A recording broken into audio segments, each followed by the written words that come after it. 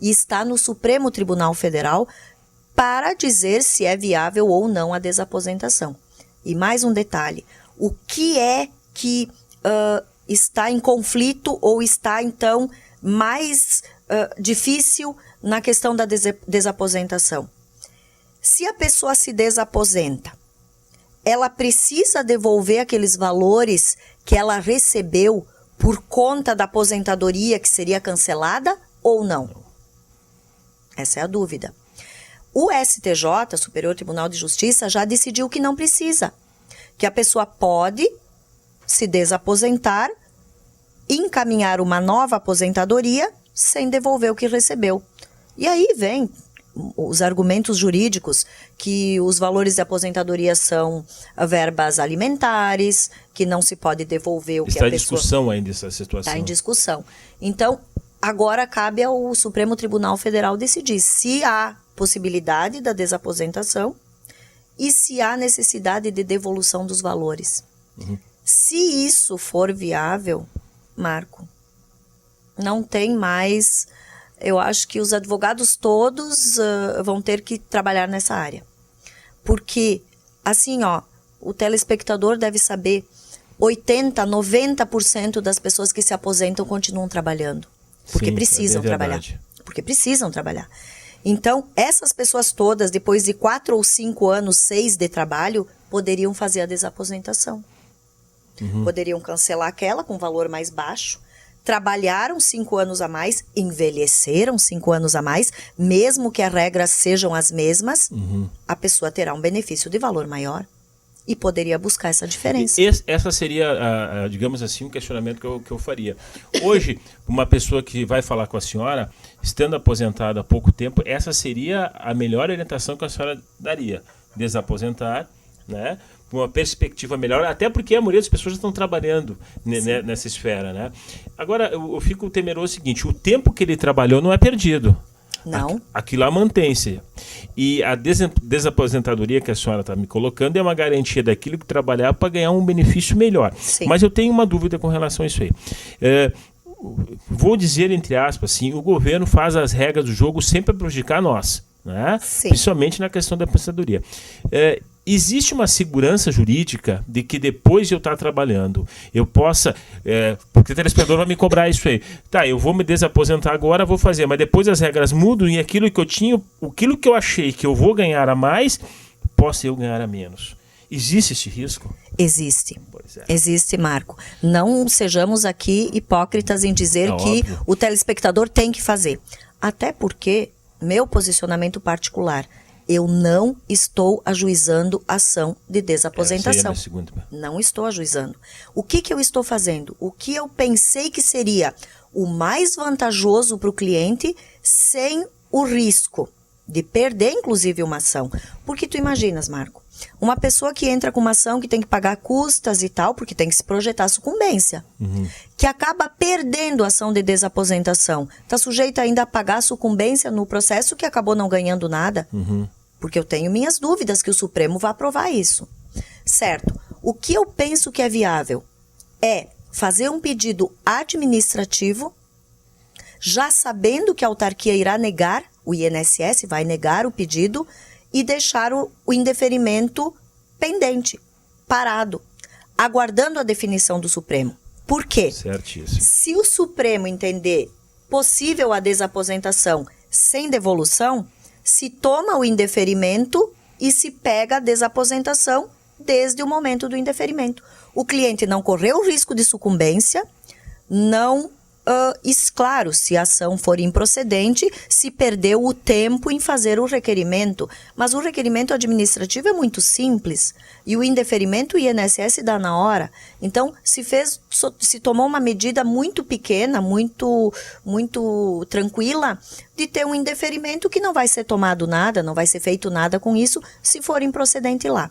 Agora, a questão que tu me fazias com relação a quando a pessoa... Isso é quando a pessoa já está aposentada. Se ela vai caminhar a desaposentação ou não. Mas tu me questiona a pessoa que não está aposentada. Ela não tem garantia, Marco, de que vá poder fazer a desaposentação, porque não tem a decisão. Não tem decisão. Então, o cliente precisa saber disso. O telespectador que vai encaminhar sua aposentadoria tem que saber que não é certa ainda a desaposentação.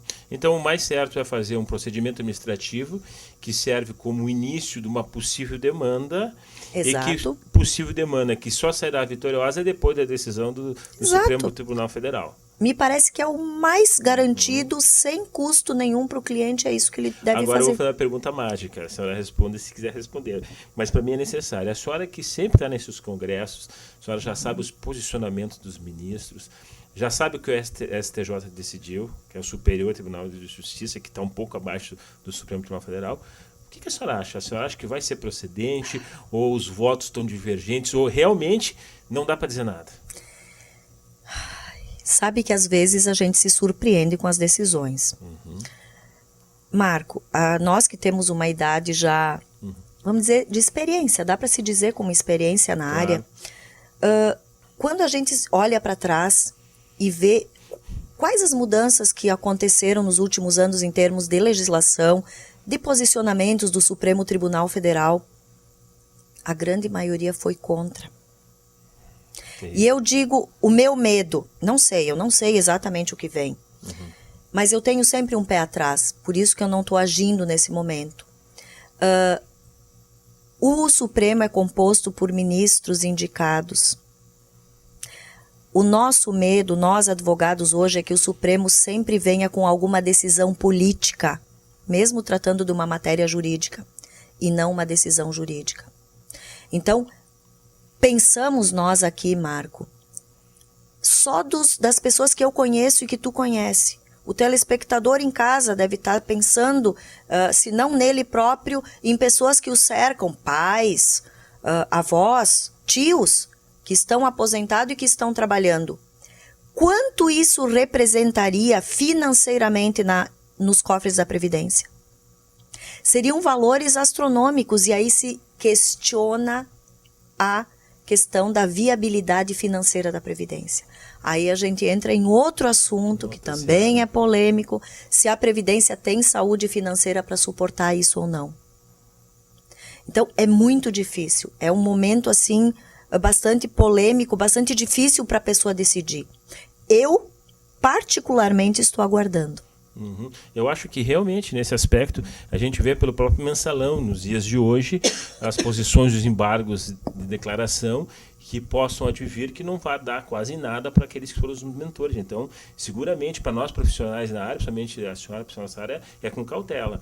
Mas a pergunta até foi intencional no sentido de buscar conhecimento, e eu queria até fazer no segundo programa na semana seguinte, mas para o jovem hoje, né?